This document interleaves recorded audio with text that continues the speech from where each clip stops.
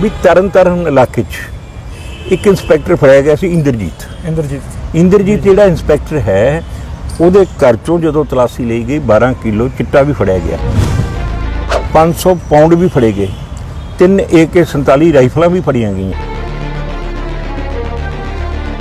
ਤੇ ਜਿਹੜੀਆਂ ਸੂਈਆਂ ਘੁੰਮੀਆਂ ਸੀ ਉਹ ਸਿਆਸੀ ਬੰਦਿਆਂ ਵੱਲ ਵੀ ਗਈਆਂ, ਪੁਲਿਸ ਆਫੀਸਰਾਂ ਵੱਲ ਵੀ ਗਈਆਂ। ਬਿਨਾਂ ਇਹਨਾਂ ਦੇ ਗੱਠਜੋੜ ਤੋਂ ਕੀ ਇਹ ਕੰਮ ਹੋ ਸਕਦਾ? ਨਹੀਂ,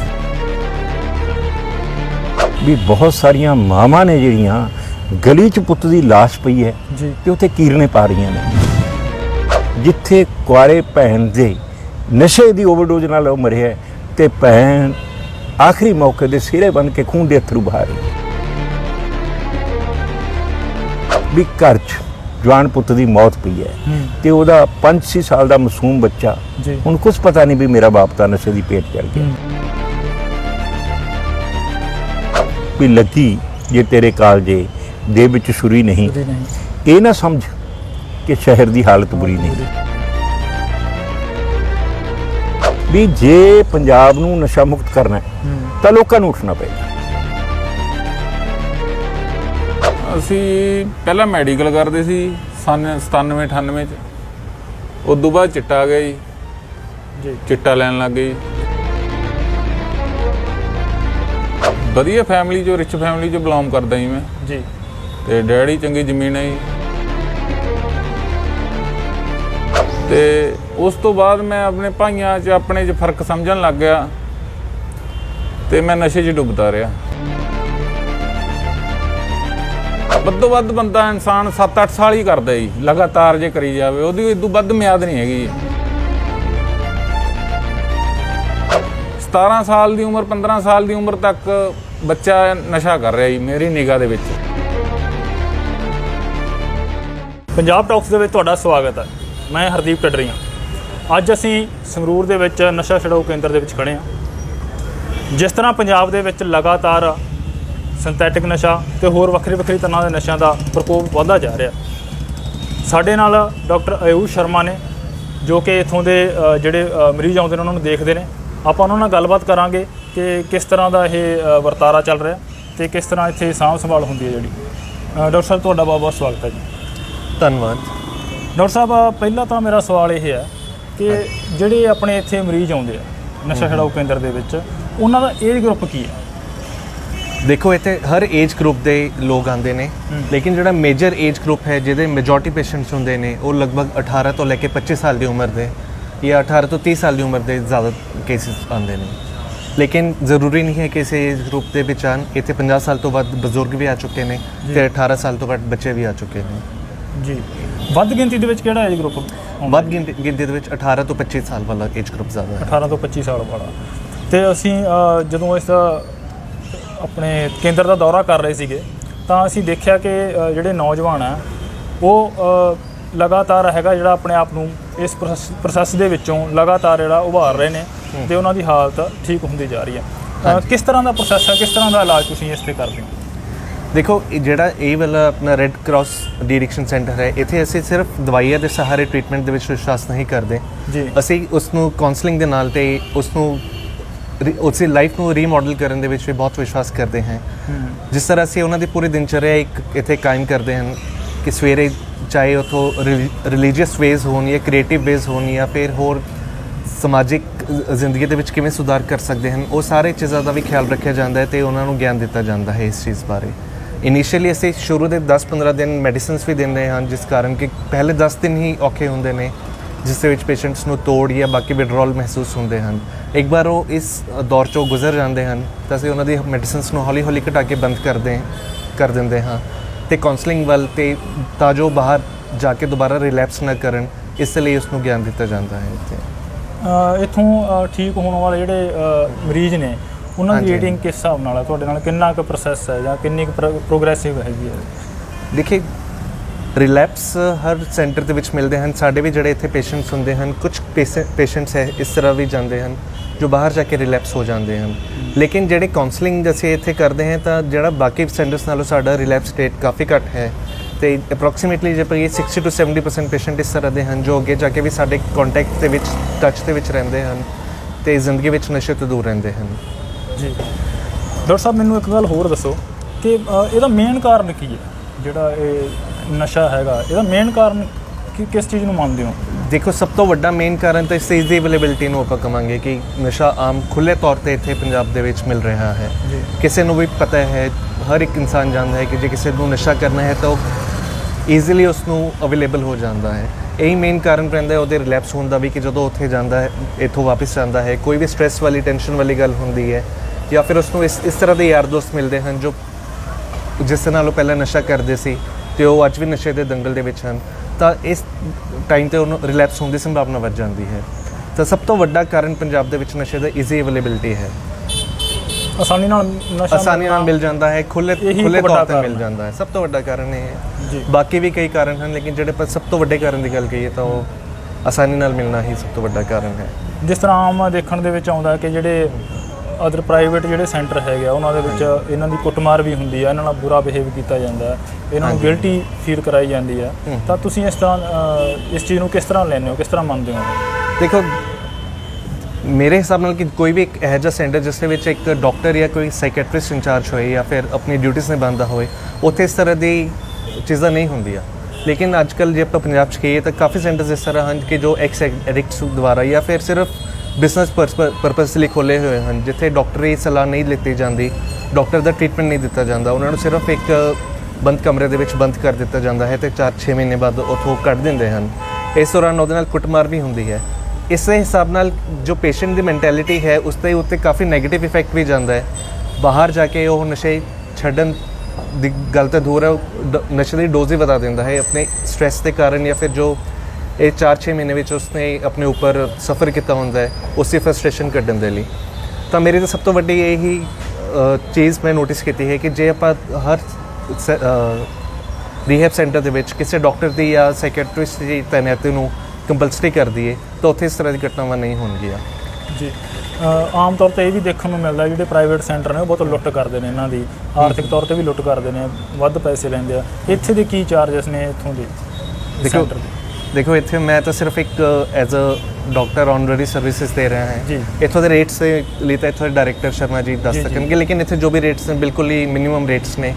ਇੱਕ ਅਸੀਂ ਡੋਨੇਸ਼ਨ ਦੇ ਤੌਰ 'ਤੇ ਹੀ ਮੇਰੇ ਖਿਆਲ ਨਾਲ ਇੱਥੇ ਲਿੱਤਾ ਜਾਂਦਾ ਹੈ, ਕੋਈ ਫਿਕਸ ਚਾਰਜਸ ਨਹੀਂ ਹਨ, ਬਲਕਿ ਜਿੰਨਾ ਲਿੱਤਾ ਜਾਂਦਾ ਉਸ ਤੋਂ ਬਾਅਦ ਤਾਂ ਪੇਸ਼ੈਂਟਸ ਦੇ ਇੱਥੇ ਖਰਚਾ ਹੀ ਆ ਜਾਂਦਾ ਹੈ। ਲੇਕਿਨ ਜੋ ਐਗਜ਼ੈਕਟ ਚਾਰਜਸ ਨੇ ਉਹ ਸ਼ਰਮਾ ਜੀ ਹੀ ਦੱਸ ਪਾਉਣਗੇ। ਜੀ। ਦੂਸਰਾ ਕਿ ਜਿਹੜੇ ਇੱਥੇ ਮਰੀਜ਼ ਆਉਂਦੇ ਆ ਉਹਨਾਂ ਦੀ ਡੇਲੀ ਰੂਟੀਨ ਕੀ ਹੁੰਦੀ ਆ, ਰੋਜ਼ਾਨਾ ਉਹਨਾਂ ਦੇ ਵਿੱਚ ਉਹਨਾਂ ਨੂੰ ਇੰਪਰੂਵ ਕਰਨ ਦੇ ਲਈ ਕਿਸ ਤਰ੍ਹਾਂ ਦੀ ਰੂਟੀਨ ਹੁੰਦੀ ਹੈ ਉਹਨਾਂ ਦੀ? ਦੇਖੋ, ਉਹਨਾਂ ਦੇ ਸਟਾਰਟਿੰਗ ਦੀ ਡੇ ਦੀ ਸਟਾਰਟਿੰਗ ਹੁੰਦੀ ਹੈ ਡਾਕਟਰਸ ਦੀ ਕੰਸਲਟੇਸ਼ਨ ਦੇ ਨਾਲ ਹੁੰਦੀ ਹੈ ਕਿ ਜੇ ਵੀ ਪੇਸ਼ੈਂਟ ਨੂੰ ਕੋਈ ਵੀ ਪ੍ਰੋਬਲਮਸ ਆ ਰਹੀਆਂ ਨੇ ਉਹ ਸੁਣੀਆਂ ਜਾਂਦੀਆਂ ਹਨ, ਉਸ ਦਾ ਮੈਡੀਸਿਨਸ ਦੇ ਨਾਲ, ਕਾਉਂਸਲਿੰਗ ਦੇ ਨਾਲ ਜਾਂ ਹੋਰ ਤਰੀਕੇ ਦੇ ਨਾਲ ਹੱਲ ਕੀਤਾ ਜਾਂਦਾ ਹੈ। ਆਫਟਰ ਦੈਟ ਅਸੀਂ ਉਹਨਾਂ ਦਾ ਟਾਈਮ ਰੱਖਿਆ ਹੋਇਆ ਹੈ ਕਿ ਜਿਹਦੇ ਵਿੱਚ ਉਹ ਪ੍ਰਭੂ ਸਿਮਰਨ ਕਰਦੇ ਹਨ, ਆਪਣੇ ਆਪ ਨੂੰ ਰੱਬ ਦੇ ਪ੍ਰਤੀ ਡਿਵੋਸ਼ਨ ਕਰਦੇ ਹਨ ਤੇ 1-1.5 ਘੰਟਾ ਉਸ ਦੇ ਵਿੱਚ ਨਿਕਲ ਜਾਂਦਾ ਹੈ। ਉਸ ਤੋਂ ਇਲਾਵਾ ਫਿਰ ਉਹਨਾਂ ਦੇ ਲੰਚ ਦਾ ਟਾਈਮ ਹੋ ਜਾਂਦਾ ਹੈ। ਲੰਚ ਤੋਂ ਬਾਅਦ ਅਸੀਂ ਉਹਨਾਂ ਨੂੰ ਕੰਪਿਊਟਰ ਦੀ ਇੱਥੇ ਟ੍ਰੇਨਿੰਗ ਦਿੱਤੀ ਜਾਂਦੀ ਹੈ। ਉੱਥੇ ਉਹਨਾਂ ਨੂੰ ਮੈਗਜ਼ੀਨਸ ਤੇ ਜਾਂ ਫਿਰ ਨਿਊਜ਼ਪੇਪਰ ਨੂੰ ਪੜ੍ਹਨਾ ਕੰਪਲਸਰੀ ਬਣਾਇਆ ਹੋਇਆ ਹੈ ਤਾਂ ਜੋ ਅੱਗੇ ਉਹਨਾਂ ਨੂੰ ਇੱਕ ਨੌਲੇਜ ਵੀ ਮਿਲੇ ਤੇ ਜ਼ਿੰਦਗੀ ਦੇ ਬਾਰੇ ਵੀ ਪਤਾ ਚੱਲਦਾ ਰਹੇ ਉਹਨਾਂ ਨੂੰ। ਇਸ ਤੋਂ ਇਲਾਵਾ ਬਾਕੀ ਯੋਗਾ ਮੈਡੀਟੇਸ਼ਨ ਵੀ ਇੱਥੇ ਕਰਾਈ ਜਾਂਦੀ ਹੈ ਪੇਸ਼ੈਂਟਸ ਨੂੰ, ਤੇ ਪੂਰਾ ਸਵੇਰ ਤੋਂ ਲੈ ਕੇ ਸ਼ਾਮ ਤੱਕ ਪੇਸ਼ੈਂਟਸ ਨੂੰ ਬਿਜ਼ੀ ਰੱਖਿਆ ਜਾਂਦਾ ਹੈ ਇੱਥੇ। ਹੁਣ ਤੱਕ ਦੀ ਤੁਹਾਨੂੰ ਜਿੱਥੋਂ ਲੱਗੇ ਤੁਹਾਡਾ ਐਕਸਪੀਰੀਅੰਸ ਹੈਗਾ, ਤੁਸੀਂ ਇੱਥੇ ਕੰਮ ਕਰ ਰਹੇ ਹੋ, ਹੁਣ ਤੱਕ ਦੀ ਕੋਈ ਇੱਕ ਸਕਸੈਸ ਸਟੋਰੀ ਬਾਰੇ ਦੱਸ ਸਕਦੇ ਹੋ? ਕੋਈ ਇੱਕ ਸਕਸੈਸ ਸਟੋਰੀ ਹੋਈ ਹੋਵੇ ਜਿਸ ਤੁਹਾਨੂੰ ਮੋਟੀਵੇਸ਼ਨ ਮਿਲਿਆ? ਦੇਖੋ, ਅਸੀਂ ਇੱਥੇ ਪੇਸ਼ੈਂਟਸ ਦੇ ਨਾਮ ਜਾਂ ਫਿਰ ਉਹਨਾਂ ਦੀ ਪਲੇਸ ਤਾਂ ਡਿਸਕਲੋਜ਼ ਨਹੀਂ ਕਰ ਸਕਦੇ ਕਿਉਂਕਿ ਜਿਹੜੇ ਵੀ ਇੱਥੇ ਮਰੀਜ਼ ਹੁੰਦੇ ਹਨ ਉਹਨਾਂ ਦੀ ਕੌਨਫੀਡੈਂਸ਼ੀਅਲਿਟੀ ਨੂੰ ਮੇਨਟੇਨ ਕਰਨਾ ਬਹੁਤ ਜ਼ਰੂਰੀ ਹੁੰਦਾ ਹੈ।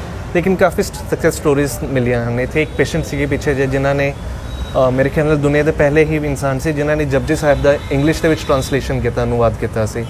ਉਸ ਤੋਂ ਇਲਾਵਾ ਇੱਥੇ ਰਹਿੰਦੇ ਉਹਨਾਂ ਨੇ ਤਿਆਰੀ ਕੀਤੀ ਐਂਡ ਉਹ ਅੱਜ ਇੱਕ ਬੈਂਕ ਦੇ ਵਿੱਚ ਕਾਫੀ ਵੱਡੇ ਆਫਿਸਰ ਲੱਗੇ ਹੋਏ ਨੇ ਤੇ ਨਸ਼ੇ ਦੀ ਦੁਨੀਆ ਤੋਂ ਵੀ ਕਾਫੀ ਦੂਰ ਨੇ। ਇਸ ਤਰ੍ਹਾਂ ਦੀ ਹੋਰ ਵੀ ਕਾਫੀ ਸਟੋਰੀਜ਼ ਨੇ, ਲੇਕਿਨ ਕੌਨਫੀਡੈਂਸ਼ੀਅਲਿਟੀ ਦੇ ਕਾਰਨ ਅਸੀਂ ਜ਼ਿਆਦਾ ਚੀਜ਼ਾਂ ਸ਼ੇਅਰ ਨਹੀਂ ਕਰ ਸਕਦੇ ਉਹਨਾਂ ਦੀਆਂ। ਬਹੁਤ ਬਹੁਤ ਸ਼ੁਕਰੀਆ ਡਾਕਟਰ ਸਾਹਿਬ ਤੁਹਾਡਾ ਸਾਡੇ ਨਾਲ ਗੱਲਬਾਤ ਕਰਨ ਲਈ। ਟੀਮ ਬਣਾਈ ਗਈ, ਡਿਸਟ੍ਰਿਕਟ ਲੈਵਲ ਤੇ ਟੀਮ ਬਣਾਈ ਗਈ। ਮੇਰੇ ਅੰਕੜੇ ਬੋਲਦੇ ਨੇ ਵੀ ਉਹ ਐਸਟੀਐਫ ਦੀ ਜਿਹੜੀ ਮੁਖੀ ਜਿਹੜੇ ਜ਼ਿਲ੍ਹੇ ਵਾਈਜ਼ ਬਣਾਏ ਗਏ ਸੀ ਉਹਨਾਂ ਨੂੰ ਜਿਹੜੇ ਦੂਸਰੇ ਐਸਐਸਪੀ ਸੀ ਇਹਨਾਂ ਨੇ ਕੋਆਪਰੇਟ ਨਹੀਂ ਕੀਤਾ। ਇਹ ਕਿਤੇ ਨਾ ਕਿਤੇ ਲੱਗਦਾ ਵੀ ਜਿਹੜੀ ਇਹ ਆਪਸ ਵਿੱਚ ਹੀ ਡਿਫਰੈਂਸ ਹੈ। ਮੈਂ ਜਿਹੜੀ ਇੱਕ ਉਦਾਹਰਨ ਤੁਹਾਨੂੰ ਦੇਣਾ, ਸਿਰਫ ਇੱਕ ਉਦਾਹਰਨ ਵੀ ਤਰਨਤਾਰਨ ਇਲਾਕੇ 'ਚ ਇੱਕ ਇੰਸਪੈਕਟਰ ਫੜਿਆ ਗਿਆ ਸੀ, ਇੰਦਰਜੀਤ। ਇੰਦਰਜੀਤ ਜਿਹੜਾ ਇੰਸਪੈਕਟਰ ਹੈ ਉਹਦੇ ਘਰ ਚੋਂ ਜਦੋਂ ਤਲਾਸ਼ੀ ਲਈ ਗਈ 12 ਕਿਲੋ ਚਿੱਟਾ ਵੀ ਫੜਿਆ ਗਿਆ ਜੀ 12-13 ਲੱਖ ਰੁਪਈਆ ਉਹਦੇ ਘਰੋਂ ਕਰੰਸੀ ਵੀ ਫੜੀ ਗਈ 500 ਪਾਉਂਡ ਵੀ ਫੜੇ ਗਏ 3 AK-47 ਰਾਈਫਲਾਂ ਵੀ ਫੜੀਆਂ ਗਈਆਂ ਇਹ ਸਾਰਾ ਕੁਝ ਹੋਇਆ ਜਦੋਂ ਉਹਨੂੰ ਪੁੱਛਿਆ ਗਿਆ ਇੰਟਰੋਗੇਟ ਕੀਤਾ ਗਿਆ ਹੈ ਉਹਨਾਂ ਨੇ ਕਿਹਾ ਵੀ ਇਹ ਸਾਰਾ ਜਿਹੜਾ ਸਾਡਾ ਮਾਲਖਾਨੇ 'ਚ ਆਇਆ ਹੋਇਆ ਤੇ ਅਸੀਂ ਲੋਕਾਂ ਤੇ ਕੇਸ ਪਾ ਰਹੇ ਹਾਂ ਉਹਨੇ ਸ਼ਰੇਆਮ ਤੇ ਜਿਹੜੀਆਂ ਸੂਈਆਂ ਘੁੰਮੀਆਂ ਸੀ ਉਹ ਸਿਆਸੀ ਬੰਦਿਆਂ ਵੱਲ ਵੀ ਗਈਆਂ ਪੁਲਿਸ ਆਫੀਸਰਾਂ ਵੱਲ ਵੀ ਗਈਆਂ ਤੇ ਜਦੋਂ ਇਹ ਸਾਰਾ ਕੁਝ ਹੀ ਹੋਇਆ ਵੀ ਇਹਦੇ ਨਾਲ ਤਾਂ ਢਾਂਚੇ ਹਿਲ ਰਿਹਾ ਹੈ ਤੇ ਉਹ ਹਰਪ੍ਰੀਤ ਦੇ ਸਿੱਧੂ ਦੇ ਮਗਰ ਪੈ ਗਏ ਸੀ ਸਾਰੇ ਪੁਲਿਸ ਵਾਲੇ ਅਫਸਰ ਵਾਲੇ ਬਿਲਕੁਲ ਮੇਰਾ ਸਵਾਲ ਵੀ ਇਹੀ ਉਹ ਸੀਗਾ ਹਾਈ ਕੋਰਟ 'ਚ ਹਾਲ ਤਾਈਂ 3 ਜਿਹੜੀਆਂ ਰਿਪੋਰਟਾਂ ਨੇ 3 ਪੈਨਿਕ ਪਈਆਂ ਨੇ ਹਾਲ ਤਾਈਂ ਆਊਟੀਆਂ ਹੋਈਆਂ ਮੇਰਾ ਸਵਾਲ ਵੀ ਇਹੀ ਸੀਗਾ ਵੀ ਮਤਲਬ ਬਿਨਾ ਇਹਨਾਂ ਦੇ ਗੱਠ ਜੋੜ ਤੋਂ ਕੀ ਇਹ ਕੰਮ ਹੋ ਸਕਦਾ ਨਹੀਂ ਮੈਂ ਖੁੱਲੇ ਤੌਰ ਤੇ ਗੱਲ ਕਹਿਣਾ ਜੀ ਵੀ ਇੱਕ ਤਾਂ ਨਸ਼ੇ ਦੇ ਤਸਕਰ ਜਿਹੜੇ ਇਹ ਇੱਕ ਪੁਲਿਸ ਡਿਪਾਰਟਮੈਂਟ ਜੀ ਤੇ ਇਹਨਾਂ ਦਾ ਜਿੰਨਾ ਤੇ ਜਿਹੜੇ ਨਸ਼ੇ ਵੇਚਣ ਵਾਲੇ ਵੀ ਆ ਗਏ ਪੁਲਿਸ ਦੇ ਤਸਕਰ ਵੀ ਆ ਗਏ ਤੇ ਜਿੰਨੀ ਦੇਰ ਇੱਕ ਸਿਆਸੀ ਬੰਦੇ ਵੀ ਆ ਗਏ ਸਿਆਸੀ ਬੰਦੇ ਵੀ ਮੈਂ ਇਸ ਕਰਕੇ ਸਾਰਿਆਂ ਨੂੰ ਨਹੀਂ ਕਹਿੰਦਾ ਵੀ ਜ਼ਿਆਦਾ ਜਿਹੜੇ ਸਿਆਸੀ ਬੰਦੇ ਨੇ ਇਹ ਤਿੰਨਾਂ ਦੀ ਜਿਹੜੀ ਤਿਕੜੀ ਹੈ ਨਾ ਜੀ ਜਿੰਨੀ ਦੇਰ ਇਹਨਾਂ ਦੇ ਦੀ ਮੂੰਹ ਰਹਿਣਗੇ ਆਪਸ ਵਿੱਚ ਹੀ ਜਾਂ ਮੈਂ ਕਹਾਂਗਾ ਇਹਨਾਂ ਦਾ ਗੱਠਜੋੜ ਰਹੇਗਾ ਉਹ ਤੇ 60 ਨਹੀਂ ਜਿੰਨੀ ਦੇਰ ਨਹੀਂ ਵੱਜਦੀ ਪੰਜਾਬ ਨਸ਼ਾ ਮੁਕਤ ਹੋਏਗਾ ਹੀ ਨਹੀਂ ਕਰਨਾ ਤਾਂ ਇਹਨਾਂ ਨਹੀਂ ਹੈ ਨਾ ਬਿਲਕੁਲ ਕਰਨਾ ਦੂਜੀ ਗੱਲ ਇਸ ਵੇਲੇ ਜਦੋਂ ਤੁਸੀਂ ਕਰਨਾ ਚਾਹੁੰਦੇ ਹੋ ਮੈਂ ਖੁੱਲੇ ਤੌਰ ਤੇ ਇਹ ਗੱਲ ਕਰਦਾ ਹਾਂ ਅਕਸਰ ਇਹ ਗੱਲ ਦੱਸੂ ਵੀ ਇਹਦੇ 'ਚ ਮਾਪੇ ਅਧਿਆਪਕ ਸਾਡਾ ਸਮਾਜ ਸਿਆਸੀ ਬੰਦੇ ਪੁਲਿਸ ਪ੍ਰਸ਼ਾਸਨ ਇਹ ਸਾਰੇ ਦੇ ਸਾਰਿਆਂ ਦੇ ਇੱਕ ਦੂਜੇ ਵੱਲ ਪਿੱਠ ਹੈ ਜੀ ਮੂੰਹ ਨਹੀਂ ਕੀਤੇ ਹੋਏ ਇਹਨਾਂ ਦੇ ਜਿੰਨੀ ਦੇਰ ਇਹਨਾਂ ਦੇ ਸਾਰਿਆਂ ਦੇ ਮੂੰਹ ਨਹੀਂ ਨਾ ਇੱਕ ਦੂਜੇ ਵੱਲ ਹੁੰਦੇ ਜੀ ਤੇ ਗੰਭੀਰ ਹੋ ਕੇ ਚਿੰਤਨ ਨਹੀਂ ਹੁੰਦਾ ਉਨੀ ਦੇਰ ਨਹੀਂ ਹੋਏਗਾ ਦੇਖੋ ਮੈਂ ਤੁਹਾਨੂੰ ਇੱਕ ਇਹਦੀ ਵੀ ਉਦਾਹਰਨ ਤੁਹਾਨੂੰ ਇੱਕ ਦਿਨਾ ਕਿਉਂਕਿ ਮੈਂ ਇਹਦਾ ਹਿੱਸਾ ਹਾਂ ਬਿਲਕੁਲ 1 ਜੁਲਾਈ 2018 ਤੋਂ ਜੀ 7 ਜੁਲਾਈ 2018 ਕਾਂਗਰਸ ਸਰਕਾਰ ਸੀ ਉਦੋਂ ਬਹੁਤ ਸਾਰਾ ਇਸ ਤਰੀਕੇ ਦਾ ਹੋਇਆ ਸੀ ਵੀ ਬਹੁਤ ਸਾਰੀਆਂ ਮਾਵਾਂ ਨੇ ਜਿਹੜੀਆਂ ਗਲੀ 'ਚ ਪੁੱਤ ਦੀ ਲਾਸ਼ ਪਈ ਹੈ ਤੇ ਉੱਥੇ ਕੀਰਨੇ ਪਾ ਰਹੀਆਂ ਨੇ ਬਿਲਕੁਲ ਬਹੁਤ ਸਾਰੀਆਂ ਮਾਵਾਂ ਇਹ ਜਿਹਨੇ ਪੁੱਤ ਦੀ ਲਾਸ਼ ਰੂੜੀ ਤੇ ਹੈ ਤੇ ਮਾਂ ਉੱਥੇ ਵਿਲਕ ਰਹੀ ਹੈ ਭੈਣ ਉੱਥੇ ਵਿਲਕ ਰਹੀ ਹੈ ਬਹੁਤ ਸਾਰੇ ਸੀਨ ਇਹ ਜਿਹੇ ਸਾਹਮਣੇ ਸਾਡੇ ਆਏ ਸੀ ਜਿੱਥੇ ਕੁਆਰੇ ਭੈਣ ਦੇ ਨਸ਼ੇ ਦੀ ਓਵਰਡੋਜ਼ ਨਾਲ ਉਹ ਮਰਿਆ ਤੇ ਭੈਣ ਆਖਰੀ ਮੌਕੇ ਦੇ ਸਿਰੇ ਬਣ ਕੇ ਖੂਨ ਦੇ ਅਥਰੂ ਬਹਾ ਰਹੀ ਉਹ ਸਾਰੇ ਜਿਹੜੇ ਸੀਨ ਆਏ ਸੀ ਬਹੁਤ ਸਾਰੇ ਸੀਨ ਇਹੋ ਜਿਹੇ ਸੀ ਵੀ ਘਰ 'ਚ ਜਵਾਨ ਪੁੱਤ ਦੀ ਮੌਤ ਪਈ ਹੈ ਤੇ ਉਹਦਾ 5-6 ਸਾਲ ਦਾ ਮਾਸੂਮ ਬੱਚਾ ਹੁਣ ਕੁਝ ਪਤਾ ਨਹੀਂ ਵੀ ਮੇਰਾ ਬਾਪ ਤਾਂ ਨਸ਼ੇ ਦੀ ਪੇਟ ਚੜ ਗਿਆ ਉਹਦੀ ਛਾਤੀ ਤੇ ਬੈਠ ਕੇ ਇੰਜ ਹਲੂਣ ਰਿਹਾ ਵੀ ਪਾਪਾ ਮੈਨੂੰ ਸਕੂਲ ਛੱਡ ਕੇ ਆ ਇਹ ਸੀਨਾਂ ਨੇ ਹਿਲਾਤਾ ਸੀ ਇਤਰਾਜ਼ੀ ਹੈ ਪੰਜਾਬ ਬੁੱਧੀਜੀਵੀਆਂ ਨੂੰ ਚਿੰਤਕਾਂ ਨੂੰ ਹਿਲਾਤਾ ਸੀ ਇਸ ਉਦੋਂ ਫਿਰ ਜਿਹੜੇ ਬੁੱਧੀਜੀਵੀ ਸੀ ਉਹ ਇਕੱਠੇ ਹੋਏ ਸੰਗਰੂਰ ਵੀ ਉਹਦਾ ਹਿੱਸਾ ਸੀ ਮੈਂ ਵੀ ਉਹਦਾ ਹਿੱਸਾ ਸੀ 1 ਜੁਲਾਈ 2018 ਤੋਂ 7 ਜੁਲਾਈ 2018 ਤੱਕ ਚਿੱਟੇ ਵਿਰੁੱਧ ਕਾਲਾ ਹਫ਼ਤਾ ਮਨਾਇਆ ਗਿਆ ਅਸੀਂ ਸੱਚਾਈ ਹੈ ਜੀ ਵੀ ਤੁਸੀਂ ਐਡਾ ਵੱਡਾ ਦੁਕਾਨ ਦੇ ਉੱਤੇ ਗੱਲ ਚੱਲ ਰਹੀ ਹੋਵੇ ਤੇ ਅਸੀਂ ਬੰਦੇ ਇਕੱਠੇ ਹੁੰਦੇ ਸੀ ਸਾਰੇ ਸ਼ਾਮ ਨੂੰ 7 ਤੋਂ 9 ਵਜੇ ਤੱਕ 20 ਜਾਂ 25 ਕੋਈ ਪੁਲਿਸ ਅਫਸਰ ਨਹੀਂ ਸੀ ਆਉਂਦਾ ਕੋਈ ਸਿਆਸੀ ਬੰਦਾ ਨਹੀਂ ਸੀ ਆਉਂਦਾ ਕੋਈ ਸਰਮਾਏਦਾਰ ਨਹੀਂ ਸੀ ਆਉਂਦਾ ਵੀ ਇਹ ਤਾਂ ਸਾਡੇ ਕੰਮ ਤੇ ਬਿਜ਼ਨਸਾਂ ਤੇ ਸੱਟ ਮਾਰ ਰਹੇ ਨੇ ਬਿਲਕੁਲ ਤੇ ਅਸੀਂ 20 ਬੰਦੇ ਰੌਲਾ ਪਾ ਕੇ ਆਹ ਹੋ ਰਿਹਾ ਬੰਦ ਕਰੋ ਤੇ ਉਸ ਤੋਂ ਪਿੱਛੋਂ ਪੰਜਾਬ ਲੈਵਲ ਤੇ ਮੁਹਿੰਮ ਸੀ ਪਰ ਇਹਨੇ ਜ਼ੋਰ ਇਸ ਕਰਕੇ ਨਹੀਂ ਫੜਿਆ ਵੀ ਕਿਉਂਕਿ ਇੱਕ ਤਾਂ ਸਰਮਾਏਦਾਰ ਨਿਜ਼ਾਮ ਸਿਆਸੀ ਬੰਦੇ ਪੁਲਿਸ ਉਹਨਾਂ ਦੀ ਬੈਕ ਤੇ ਨਹੀਂ ਸਨ ਲੱਤਾਂ ਖਿੱਚਣ ਵਾਲੇ ਸੀ ਬਸ ਉੱਥੇ ਜਿਹੜਾ ਇਹਨਾਂ ਨੇ ਮੈਮੋਰੰਡਮ ਵੀ ਦਿੱਤਾ ਹੈ ਉਹ ਸੀਐਮ ਦੇ OSD ਨੂੰ ਦੇ ਕੇ ਆ ਗਏ ਸੀ ਵਾਪਸ ਤੇ ਸੀਐਮ ਵੀ ਨਹੀਂ ਸੀ ਮਿਲਿਆ ਮਤਲਬ ਇਹ ਦਿਖਾਂਤ ਹੈ ਸਾਡਾ ਵੀ ਜਿਹੜੇ ਨਸ਼ੇ ਦੇ ਜਦੋਂ ਮੈਂ ਪਿੱਠਾ ਵਾਲੀ ਗੱਲ ਕਰਦਾ ਸੁਰਜੀਤ ਪਾਤਰ ਦੇ ਬੋਲ ਨੇ ਵੀ ਲੱਗੀ ਜੇ ਤੇਰੇ ਕਾਲਜੇ ਦੇ ਵਿੱਚ ਛੁਰੀ ਨਹੀਂ ਇਹ ਨਾ ਸਮਝ ਕਿ ਸ਼ਹਿਰ ਦੀ ਹਾਲਤ ਬੁਰੀ ਨਹੀਂ ਸਾਡਾ ਕੀ ਦਿਖਾਂਤ ਹੈ ਵੀ ਜੇ ਤੀਜੇ ਘਰ ਅੱਗ ਲੱਗੀ ਹੋਈ ਹੈ ਤਾਂ ਜਿਹੜੇ 2 ਘਰ ਨੇ ਖੁਸ਼ੀਆਂ ਮਨਾ ਰਹੇ ਨੇ 2 ਘਰ ਸੁਚੇਤ ਨਹੀਂ ਹਨ ਜਾਂ ਇਹ ਨਹੀਂ ਵੀ ਉਹ ਅੱਗ ਲੱਗੀ ਵਾਲੇ ਘਰ ਦੇ ਘਰ ਵੀ ਅਸੀਂ ਇਹਨੂੰ ਬੁਝਾ ਦਈਏ ਉਹ ਇਹ ਭੁੱਲ ਗਏ ਵੀ ਇਹ ਜਿਹੜੇ ਅਸੀਂ ਘਰ ਬਚੇ ਹੋਏ ਆ ਸੇਕ ਸਾਡੇ ਘਰਾਂ 'ਚ ਵੀ ਆਉਣਾ ਇਸ ਪੱਖ ਤੋਂ ਮਤਲਬ ਜਦੋਂ ਮੈਂ ਖੁੱਲੇ ਤੌਰ ਤੇ ਨਾ ਕਿਉਂਕਿ ਮੇਰਾ ਇਹ ਹੈਗਾ ਮਿਸ਼ਨ ਵੀ ਹਫ਼ਤੇ 'ਚ 3 ਜਾਂ 4 ਦਿਨ ਪਿੰਡਾਂ 'ਚ ਜਾ ਕੇ ਸਕੂਲਾਂ 'ਚ ਬੱਚਿਆਂ ਨੂੰ ਜਾ ਕੇ ਐਡਰੈਸ ਕਰਨਾ ਹੈ ਜਦੋਂ ਮੈਂ ਪਿੰਡਾਂ 'ਚ ਜਾਂਦਾ ਮੈਂ ਅਕਸਰ ਹੀ ਗੱਲ ਕਰਦਾ ਹੁੰਦਾ ਵੀ ਤੁਸੀਂ ਮੈਨੂੰ ਇੱਕ ਗੱਲ ਦੱਸੋ ਦੋਸਤੋ ਵੀ ਤੁਹਾਡੇ ਪਿੰਡ ਦੀ ਆਬਾਦੀ ਹੈ 4000 ਤੁਹਾਡੇ ਕੋਲੇ ਨਸ਼ੇ ਦੇ ਤਸਕਰ ਕਿੰਨੇ ਕੁ ਨੇ ਨਸ਼ਾ ਵੇਚਣ ਵਾਲੇ ਉਹਨਾਂ ਨੇ ਪ੍ਰਸ਼ਨ ਤੋਂ ਪੁੱਛ ਲੈਂਦਾ ਹੈ, ਉਹ ਇੱਕ ਫਲਾਣਾ ਜੀ ਗਿਣ ਕੇ 5 ਜਾਂ 6 ਗਿਣਾ ਆਉਂਦੇ ਨੇ ਜੀ। ਮੈਂ ਫਿਰ ਉਹਨਾਂ ਨੂੰ ਕਹਿਣਾ ਵੀ 5 ਜਾਂ 6 ਬੰਦੇ ਜੀ ਤੁਹਾਡੇ 4000 ਦੀ ਆਬਾਦੀ ਦੇ ਲੋਕਾਂ ਦੇ ਘਰਾਂ 'ਚ 70 ਪਾ ਰਹੇ ਨੇ, ਤੁਸੀਂ ਕੀ ਕਰ ਰਹੇ ਹੋ? ਜੀ ਕੀ ਸ਼ਹੀਦ ਭਗਤ ਸਿੰਘ ਨੇ ਇਸ ਵਾਸਤੇ ਦੇਸ਼ ਆਜ਼ਾਦ ਕਰਾਇਆ? ਕੀ ਸ਼ਹੀਦ ਊਧਮ ਸਿੰਘ ਨੇ ਇਸ ਵਾਸਤੇ ਕਰਾਇਆ? ਉਹਨਾਂ ਤਾਂ ਸਮੁੱਚੇ ਦੇਸ਼ ਵਾਸਤੇ ਕੁਰਬਾਨੀਆਂ ਦਿੱਤੀਆਂ ਨੇ, ਤੁਸੀਂ ਆ 5 ਲਗਾੜਿਆਂ ਨੂੰ ਨਹੀਂ ਉਹ ਕਰ ਸਕਦੇ। ਬਿਲਕੁਲ ਖੁੱਲੇ ਤੌਰ ਤੇ ਮੈਂ ਇਹ ਵੀ ਗੱਲ ਕਹਿਣਾ ਹੁੰਨਾ ਵੀ ਇਹਨਾਂ ਦੀਆਂ ਨਾ ਤਾਂ ਸ਼ੀਸ਼ੀਆਂ ਇੰਨੀਆਂ ਪੱਕੀਆਂ ਨੇ ਵੀ ਇਹ ਪੰਨੀਆਂ ਨਾ ਜਾ ਸਕਣ, ਨਾ ਇਹਨਾਂ ਦੇ ਪੈਰ ਇਹਨੇ ਮਜ਼ਬੂਤ ਨੇ ਕਿ ਇਹਨਾਂ ਨੂੰ ਖੇੜਾ ਨਾ ਜਾਵੇ। ਲੋਕਾਂ ਦੇ ਏਕੇ ਦੀ ਲੋੜ ਹੈ। ਮੈਂ ਤਾਂ ਇਹ ਗੱਲ ਕਹਾਂਗਾ ਵੀ ਜੇ ਪੰਜਾਬ ਨੂੰ ਨਸ਼ਾ ਮੁਕਤ ਕਰਨਾ ਹੈ ਤਾਂ ਲੋਕਾਂ ਨੂੰ ਉੱਠਣਾ ਪਏਗਾ। ਬਿਲਕੁਲ ਡਾਕਟਰ ਸਾਹਿਬ, ਇਹ ਆਪਣੀ ਗੱਲ ਹੋ ਗਈ ਕਿ ਆਪਾਂ ਪੰਜਾਬ ਦੀ ਸਥਿਤੀ ਕੀ ਹੈ ਇਸ ਟਾਈਮ। ਜਿਹੜਾ ਆਪਣਾ ਸੰਗਰੂਰ ਵਾਲਾ ਇਹ ਸੈਂਟਰ ਹੈਗਾ, ਅਕਸਰ ਇਹ ਗੱਲ ਆਉਂਦੀ ਆ ਜਿਹੜੇ ਪ੍ਰਾਈਵੇਟ ਸੈਂਟਰ ਨੇ ਉਹ ਬਹੁਤ ਆਰਥਿਕ ਤੌਰ ਤੇ ਵੀ ਲੁੱਟ ਕਰਦੇ ਨੇ ਇਹਨਾਂ ਦੀ, ਤੇ ਇਹਨਾਂ ਤੇ ਤਸ਼ੱਦਦ ਵੀ ਕਰਦੇ ਨੇ, ਕੁੱਟਮਾਰ ਵੀ ਹੁੰਦੀ ਹੈ ਇਹਨਾਂ ਦੀ। ਇਹਨੂੰ ਤੁਸੀਂ ਕਿਵੇਂ ਦੇਖਦੇ ਹੋ? ਇਸ ਸੈਂਟਰ ਦੇ ਵਿੱਚ ਤੁਹਾਡੇ ਵਿੱਚ ਕਿਸ ਤਰ੍ਹਾਂ ਦਾ ਇਲਾਜ? ਮੈਂ ਦੇਖੋ ਮੇਰੇ ਸਾਹਮਣੇ ਬੱਚੇ ਬੈਠੇ ਨੇ ਜੀ, ਮੈਂ ਉਹਨਾਂ ਨੂੰ ਵੀ ਇਹ ਗੱਲ ਕਹਿਣਾ ਹੁੰਦਾ, ਇਹੀ ਗੱਲ ਮੈਂ ਹੁਣ ਰਿਪੀਟ ਕਰ ਰਿਹਾ ਵੀ ਜੇ ਕੁੱਟਮਾਰ ਦੇ ਨਾਲ ਜਵਾਨੀ ਨੇ ਠੀਕ ਹੋਣਾ ਹੁੰਦਾ ਫਿਰ ਤਾਂ ਥਾਣੇ ਦੇ ਵਿੱਚੋਂ ਵਧੀਆ ਬੰਦੇ ਬਣ ਕੇ ਨਿਕਲਦੇ ਜੀ। ਜੇ ਕੁੱਟਮਾਰ ਨਾਲ ਜਾਂ ਤੁਸੀਂ ਇਹ ਦੇਖ ਕੇ ਇਹਨਾਂ ਨੇ ਠੀਕ ਹੋਣਾ ਹੁੰਦਾ ਫਿਰ ਤਾਂ ਜਿਹੜੇ ਸੁਧਾਰਕਾਰ ਜੇਲ੍ਹ ਸੁਧਾਰਕਾਰ ਬਣੇ ਨੇ ਉੱਥੋਂ ਵਧੀਆ ਬੰਦੇ ਨਿਕਲਣੇ ਹੁੰਦੇ ਜੀ। ਮੈਂ ਇਸ ਚੀਜ਼ ਨਾਲ ਮੈਂ ਸਹਿਮਤ ਨਹੀਂ ਕਿ ਜਵਾਨੀ ਨੂੰ ਕੁੱਟਿਆ ਜਾਵੇ। ਇਹ ਤਾਂ ਜਾਂ ਤਾਂ ਇਹ ਮੰਨ ਲਈਏ ਜਿਵੇਂ ਆਪਾਂ ਪਹਿਲਾਂ ਡਿਸਕਸ ਕੀਤਾ ਕਿ ਸੁੱਕੇ ਖੂਹ ਦੇ ਵਾਸੀ ਨੇ ਜਾਂ ਥਿੜਕੇ ਹੋਏ ਇਨਸਾਨ ਨੇ। ਥਿੜਕੇ ਹੋਏ ਇਨਸਾਨਾਂ ਨੂੰ ਜੇ ਤੁਸੀਂ ਰਾਹ ਦੇ ਉੱਤੇ ਲਿਆਉਣਾ ਉਹ ਤਾਂ ਮਾਰਗਦਰਸ਼ਕ ਬਣਨਾ ਪਏਗਾ। ਜਿਹੜਾ ਮਾਰਗਦਰਸ਼ਕ ਬਣਨਾ ਹੈ ਉਹਦੇ ਵਾਸਤੇ ਜਿਹੜੀ ਮੈਂ ਗੱਲ, ਜਿਵੇਂ ਅਧਿਆਪਕ ਹੈ ਨਾ ਉਹ ਵਿਦਿਆਰਥੀਆਂ ਨੂੰ ਚੰਗੀ ਸਿੱਖਿਆ ਤਾਂ ਦੇਗਾ ਜੇ ਆਪ ਆਈਡੀਅਲ ਅਧਿਆਪਕ ਹੈ ਜੀ।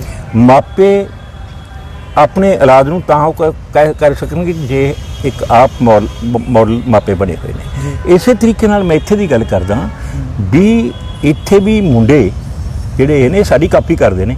ਜੇ ਸਾਡੇ 'ਚ ਕੋਈ ਨੁਕਸ ਹੋਣਗੇ ਨਾ ਇਹਨਾਂ ਨੇ ਉਂਗਲਾਂ ਸਾਡੇ ਵੱਲ ਕਰਨੀਆਂ ਨੇ। ਜੇ ਇੱਥੇ 2 ਪੈਗ ਮੇਰੇ ਲੱਗੇ ਹੁੰਦੇ ਤੇ ਮੈਂ ਜਾਂਦਾ ਅੰਦਰ, ਇਹਨਾਂ ਦੇ ਤੇ ਕੀ ਪ੍ਰਭਾਵ ਪੈਣਾ ਸੀ? ਇਹਨਾਂ ਵਾਸਤੇ ਵੀ ਮੌਗੀ ਬਣਨਾ ਪੈਣਾ ਸਾਨੂੰ। ਇਹਨਾਂ ਨੂੰ ਅਸੀਂ ਧਰਮ ਨਾਲ ਵੀ ਜੋੜਿਆ ਹੋਇਆ ਹੈ। ਧਰਮ ਹੈ ਜਿਹੜਾ ਉਹ ਰੂੰ ਦਾ ਕੰਮ ਵੀ ਕਰਦਾ ਹੈ, ਮੋਮਬੱਤੀ ਦਾ ਕੰਮ ਵੀ ਕਰਦਾ ਹੈ, ਸੂਈ ਧਾਗੇ ਦਾ ਕੰਮ ਵੀ ਕਰਦਾ ਹੈ। ਸੂਈ ਧਾਗਾ ਜੋੜਨ ਦਾ ਕੰਮ ਹੈ, ਤੋੜਨ ਦਾ ਕੰਮ ਨਹੀਂ। ਮੋਮਬੱਤੀ ਹੈ ਜਿਹੜੀ ਇਹ ਚਾਨਣ, ਡੇਰੇ ਤੋਂ ਚਾਨਣ ਦਾ ਪ੍ਰਤੀਕ ਹੈ। ਸੂਈ ਧਾਗਾ ਇਹ ਹੈ, ਜਿਹੜੇ ਇਹ ਚੀਜ਼ਾਂ ਨੇ ਜਿਹੜੀਆਂ ਮੋਮਬੱਤੀ ਇਸ ਤਰੀਕੇ ਨਾਲ ਚਾਨਣ ਤੋਂ ਇਸ ਆ ਗਈ। ਜਿਹੜੀ ਰੂਹ ਹੈ ਇਹ ਤੋਂ ਕੱਪੜਾ ਤਿਆਰ ਹੁੰਦਾ ਜਿਹੜੀ ਸਾਡੀ ਇੱਜ਼ਤ ਦਾ ਪ੍ਰਤੀਕ ਹੈ। ਅਸੀਂ ਇਹ ਤਿੰਨੇ ਚੀਜ਼ਾਂ ਦਾ ਕਰਮ ਕਰ ਰਹੇ ਹਾਂ। ਇਹਨਾਂ ਨੂੰ ਧਰਮ ਨਾਲ ਵੀ ਜੋੜਿਆ, ਇਹਨਾਂ ਨੂੰ ਸਾਹਿਤ ਨਾਲ ਵੀ ਜੋੜਿਆ ਹੈ, ਇਹਨਾਂ ਨੂੰ ਕਿਰਤ ਦਾ ਸੰਕਲਪ ਅਸੀਂ ਦਿੱਤਾ, ਬਾਕਾਇਦਾ ਟਾਈਮ ਟੇਬਲ ਵੰਡਿਆ ਹੋਇਆ ਤੇ ਆਪ ਅਸੀਂ ਰੋਲ ਮਾਡਲ ਦੇ ਤੌਰ ਤੇ ਇਹ ਨਹੀਂ ਵੀ ਅਸੀਂ ਬਈ ਅਫਸਰ ਬਣੇ ਹੋਏ ਇੱਥੇ ਆ ਹੈ। ਅਸੀਂ ਤਾਂ ਇਹ ਵੀ ਜੇ ਇੱਕ ਮੈਨੂੰ ਕਹਿੰਦੇ ਹੁੰਦੇ ਅਸੀਂ ਮੁੰਡਿਆਂ ਨੂੰ ਵੀ ਇਹ ਨਾ ਮੰਨੋ ਤੁਸੀਂ ਇਕੱਲੇ ਹੋ, ਤੁਹਾਡੇ ਮਗਰ 50 ਹੋਰ ਜਿਹੜੇ ਪਰਿਵਾਰ ਦੇ ਮੈਂਬਰ ਨੇ ਉਹਨਾਂ ਦਾ ਭਵਿੱਖ ਜੁੜਿਆ ਹੋਇਆ। ਤੁਸੀਂ 10 ਬੰਦੇ ਨਹੀਂ ਹੋ, ਤੁਸੀਂ ਤਾਂ ਜੇ ਆਪਾਂ ਇੱਕ ਦੇ 50 ਲਈਏ 5000 ਗਿਣਤੀ ਹੈ ਜਿਹੜੀ ਅਸੀਂ ਠੀਕ ਕਰ ਰਹੇ ਹਾਂ। ਜੇ ਇੱਕ ਬੰਦਾ ਠੀਕ ਹੁੰਦਾ ਤਾਂ ਉਹ 5000 ਹੋਏਗਾ।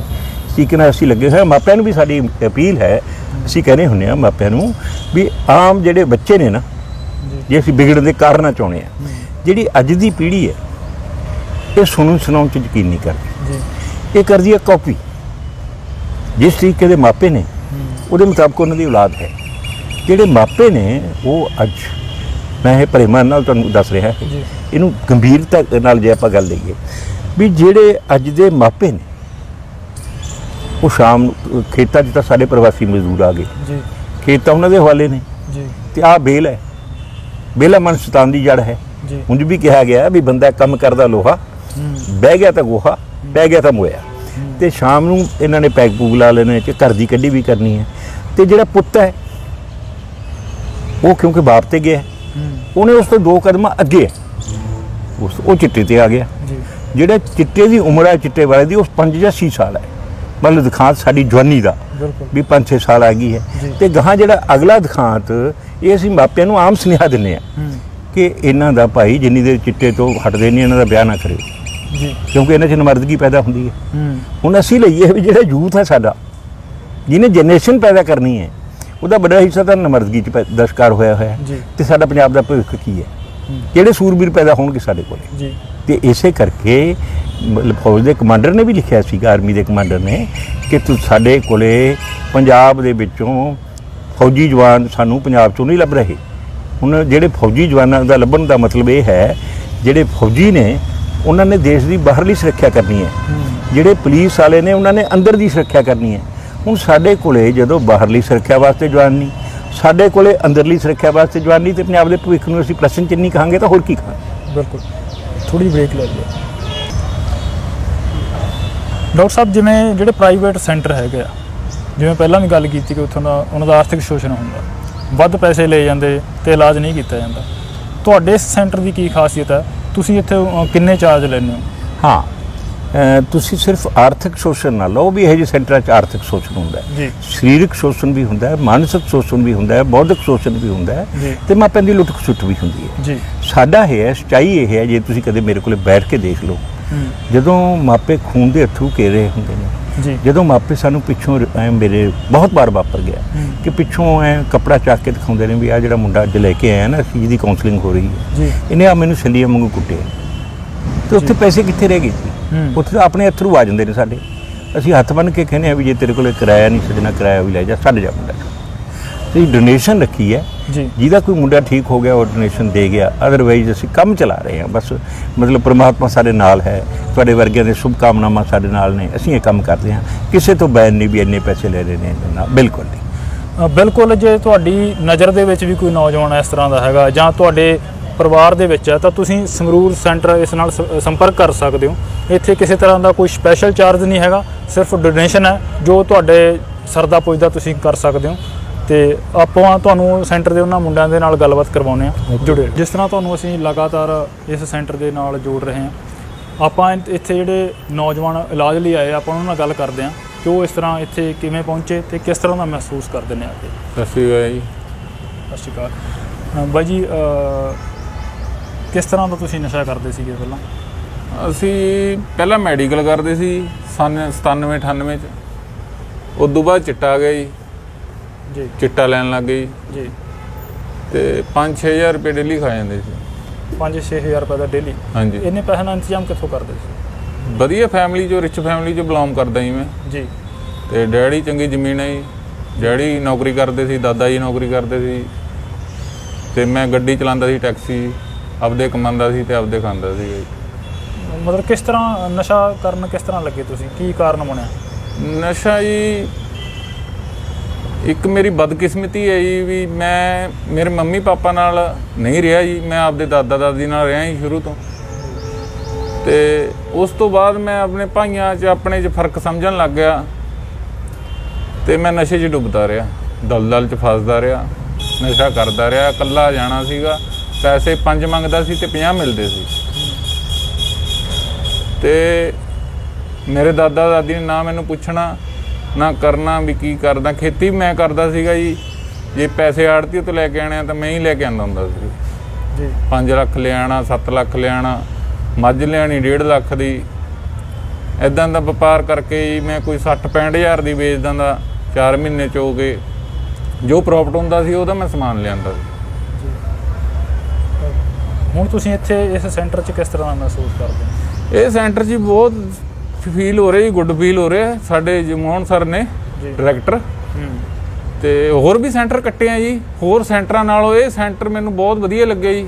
ਬਹੁਤ ਤਬਦੀਲੀ ਇਹ 'ਚ ਕੋਈ ਕੁੱਟਮਾਰ ਨਹੀਂ ਹੈਗੀ, ਬਾਪ ਪੁੱਤ ਵਾਲਾ ਪਿਆਰ ਹੈ ਜੀ, ਤੇ ਖੁਰਾਕ ਸਾਨੂੰ ਵਧੀਆ ਮਿਲਦੀ ਹੈ ਜੀ, ਤੇ ਨੈਗੇਟਿਵ ਸੋਚ ਸਾਡੇ 'ਚ ਹੈ ਨਹੀਂ ਜੀ। ਜੇ ਸਾਨੂੰ ਨਾ ਤਾਂ ਉਰੇ ਕੋਈ ਕੁੱਟਦਾ ਜੀ, ਨਾ ਮਾਰਦਾ, ਨਾ ਸਾਡੇ ਨਾਲ ਕੋਈ ਧੱਕਾ ਹੋ ਰਿਹਾ। ਅਸੀਂ ਵਧੀਆ ਰਹਿ ਰਹੇ ਹਾਂ ਜੀ, ਐਸ਼ ਨਾਲ ਰਹਿ ਰਹੇ ਜਿਵੇਂ ਘਰੇ ਰਹਿ ਰਹੇ ਹਾਂ। ਅਸੀਂ ਨਸ਼ਾ ਛੱਡ ਰੱਖਿਆ ਹੁਣ ਜੀ। ਬਿਲਕੁਲ। ਹਾਂਜੀ। ਤੇ ਤੁਹਾਡਾ ਇਹ ਤਜਰਬਾ ਰਿਹਾ, ਤੁਸੀਂ ਜਿਹੜੇ ਨਵੇਂ ਮੁੰਡੇ ਆ ਜਾਂ ਹੋਰ ਬਾਹਰ ਨੌਜਵਾਨ ਨਸ਼ਾ ਕਰਦੇ ਆ, ਹਾਂਜੀ, ਉਹਨਾਂ ਨੂੰ ਕੀ ਕਹਿਣਾ ਚਾਹੁੰਦੇ? ਦੇਖੋ ਜੀ, ਇਹ ਜਿਹੜਾ ਨਸ਼ਾ ਹੈ ਜੀ, ਇਹ ਵੱਧੋ ਵੱਧ ਬੰਦਾ ਇਨਸਾਨ 7-8 ਸਾਲ ਹੀ ਕਰਦਾ ਜੀ, ਲਗਾਤਾਰ ਜੇ ਕਰੀ ਜਾਵੇ, ਉਹਦੀ ਇਦੋਂ ਵੱਧ ਮਿਆਦ ਨਹੀਂ ਹੈਗੀ ਜੀ। ਕਿਉਂਕਿ ਉਹ ਪੈਸਿਆਂ ਕੰਨਿਓ ਵੀ ਤੇ ਆਰਥਿਕ ਤੰਗੀ ਕੰਨਿਓ ਫਸ ਜਾਂਦਾ, ਜਾਂ ਉਹਦੀ ਓਵਰਡੋਜ਼ ਕਰਨ ਨਾਲ ਮੌਤ ਇਹੀ ਹੁੰਦੀ ਹੈ ਜੀ। ਟੀਕੇ ਲਾਉਣ ਲੱਗ ਜਾਂਦੇ, ਪਹਿਲਾਂ ਪੰਨੀ ਦੇ ਲਾਉਣ ਲੱਗ ਜਾਂਦੇ ਨੇ, ਜਦੋਂ ਨਹੀਂ ਪੈਸਾ ਵਿਕਸਿਤ ਹੁੰਦਾ ਫਿਰ ਉਹ ਟੀਕਿਆਂ 'ਤੇ ਆ ਜਾਂਦੇ ਨੇ। ਉਹਦੇ ਵਿੱਚ ਘੱਟ ਮਾਤਰਾ ਲੱਗਦੀ ਹੈ ਜੀ ਚਿੱਟੇ ਦੀ, ਤੇ ਉਹ ਓਵਰਡੋਜ਼ ਕਾਰਨ ਹੀ ਇਨਸਾਨ ਮਰਦਾ ਜੀ। ਤੇ ਅੱਜ ਤੱਕ ਮੈਨੇ ਨਾ ਤਾਂ ਟੀਕਾ ਲਾਇਆ ਜੀ, ਲਾਉਂਦੇ ਨੇ ਬਾਹਰ ਛੋਟੇ ਤੋਂ ਛੋਟਾ, ਜਾਣੀ ਕਿ 17 ਸਾਲ ਦੀ ਉਮਰ 15 ਸਾਲ ਦੀ ਉਮਰ ਤੱਕ ਬੱਚਾ ਨਸ਼ਾ ਕਰ ਰਿਹਾ ਜੀ ਮੇਰੀ ਨਿਗਾਹ ਦੇ ਵਿੱਚ। ਤੇ ਇਹ ਸਭ ਤੋਂ ਛੋਟੀ ਬਰਾਦਰੀ ਜਿਹੜੀ ਸੈਂਸੀ ਬਰਾਦਰੀ ਹੈ, ਇਹੀ ਸਾਰੇ ਕਿਤੇ ਨਸ਼ਾ ਫੈਲਾ ਰਹੀ ਹੈ ਜੀ। ਚੰਗੇ ਘਰਾਂ ਦੇ ਧੀ ਪੁੱਤ ਖਰਾਬ ਕਰ ਰਹੀ ਹੈ, ਬਰਬਾਦ ਕਰ ਰਹੀ ਹੈ, ਜਵਾਨੀ ਬਰਬਾਦ ਹੋ ਰਹੀ ਹੈ ਪੰਜਾਬ ਦੀ। ਜਗਮੋਹਨ ਸ਼ਰਮਾ ਜੀ ਦੀ ਪ੍ਰਭਾਵਿਤ ਹੋ ਕੇ ਇਹਨਾਂ ਤੋਂ ਮੈਂ ਉਰੇ ਆਇਆ ਜੀ। ਪਹਿਲਾਂ ਮੇਰੀ ਚਾਂਸ ਨਹੀਂ ਸੀਗੇ ਜੀ ਦਾਖਲ ਹੋਣ ਦੇ, ਤੇ ਉਦੋਂ ਬਾਅਦ ਮੈਂ ਪ੍ਰਭਾਵਿਤ ਹੋਇਆ ਜੀ ਇਹਨਾਂ ਤੋਂ। ਹਫ਼ਤੇ ਬਾਅਦ ਫਿਰ ਮੈਂ ਉਰੇ ਟ੍ਰੀਟਮੈਂਟ ਲੈ ਕੇ ਘਰੇ ਆਪਦਾ ਉਰੇ ਆ ਗਿਆ ਜੀ। ਡਾਕਟਰ ਸਾਹਿਬ ਨੇ ਵੀ ਦੱਸਿਆਗਾ ਕਿ ਤੁਸੀਂ ਰਿਕਵਰ ਹੋਏ ਹੋ, ਤੁਸੀਂ ਜਾਣਾ ਹੁਣ ਇਸ ਸੈਂਟਰ ਤੋਂ ਥੋੜ੍ਹੇ ਦਿਨਾਂ ਤੱਕ। ਹਾਂਜੀ ਕਿਸ ਤਰ੍ਹਾਂ ਦਾ ਮਹਿਸੂਸ ਕਰਦੇ ਹੋ ਤੇ ਕੀ ਪ੍ਰਭਾਵ ਲੈ ਕੇ ਇੱਥੋਂ ਜਾ ਰਹੇ ਹੋ? ਸਰ ਫੀਲ ਤਾਂ ਵੀ ਲਾ ਲਓ ਬਹੁਤ ਵਧੀਆ ਕਰ ਰਹੇ ਹਾਂ ਜੀ। ਪਹਿਲਾਂ ਚਲੋ ਨਸ਼ੇ 'ਚ ਸੀਗੇ, ਪਤਾ ਨਹੀਂ ਸੀ ਲੱਗਦਾ, ਕਦੇ ਕਿਤੇ ਕਿਤੇ ਕਿਤੇ ਸਾਰੀ ਦਿਹਾੜੀ ਫਿਰੀ ਜਾਣਾ ਵੀ ਲਾ ਲਓ। ਹੁਣ ਵਧੀਆ ਫੀਲ ਕਰ ਰਹੇ ਹਾਂ ਜੀ, ਤੇ ਹੁਣ ਜਾਣਾ ਤੇ ਵੀ ਬਹੁਤ ਵਧੀਆ ਫੀਲ ਕਰ ਰਹੇ ਹਾਂ ਜੀ। ਮੇਨ ਗੱਲ ਹਾਂਜੀ। ਇੱਥੇ ਕਿਸ ਤਰ੍ਹਾਂ ਦਾ ਰਿਹਾ ਤੁਹਾਡਾ ਤਜਰਬਾ, ਕਿਸ ਤਰ੍ਹਾਂ ਦਾ ਰਿਹਾ ਇੱਥੇ ਵੀ ਤਜਰਬਾ? ਜਿਵੇਂ ਮੋਹਨ ਸ਼ਰਮਾ ਡਾਇਰੈਕਟਰ ਜੀ ਲਾ ਲਓ ਹੈਗੇ ਨੇ, ਬਹੁਤ ਵਧੀਆ ਠੀਕ ਨੇ ਜੀ ਸਾਡੇ ਵਾਸਤੇ। ਹੁਣ ਜਦੋਂ ਤੁਸੀਂ ਬਾਹਰ ਜਾਣਾ, ਉੱਥੇ ਹੋਰ ਨੌਜਵਾਨਾਂ ਨੂੰ ਵੀ ਪ੍ਰੇਰਿਤ ਕਰੋਗੇ ਵੀ ਨਸ਼ੇ ਨਾ ਕਰਨ? ਹਾਂਜੀ, ਜਿਹੜੇ ਹਾਂ। ਕਰਦੇ ਆ ਉਹਨਾਂ ਨੂੰ ਇਲਾਜ ਲਈ ਪ੍ਰੇਰਿਤ ਹਾਂਜੀ ਹਾਂ, ਕਰੋਗੇ? ਵੀ ਜਿਵੇਂ ਜਿਹੜੇ ਵੇਚਦੇ ਨੇ, ਵੀ ਮੇਰੀ ਇੱਥੇ ਤੱਕ ਕੋਸ਼ਿਸ਼ ਆ ਵੀ ਮੈਂ ਉਹਨਾਂ ਨੂੰ ਵੀ ਫੜਾਵਾਂ। ਜਿਹੜੇ ਮੇਰੇ ਏਰੀਆ 'ਚ ਵੇਚਦੇ ਨੇ ਨਾ, ਜਿਵੇਂ ਲਾ ਲਓ, ਮੇਰੀ ਕੋਸ਼ਿਸ਼ ਹੈਗੀ ਆ ਜੀ, ਮੈਂ ਫੜਾਊਂਗਾ ਜ਼ਰੂਰ ਜੀ। ਹਾਂਜੀ ਹਾਂ। ਸ਼ੁਕਰੀਆ, ਧੰਨਵਾਦ।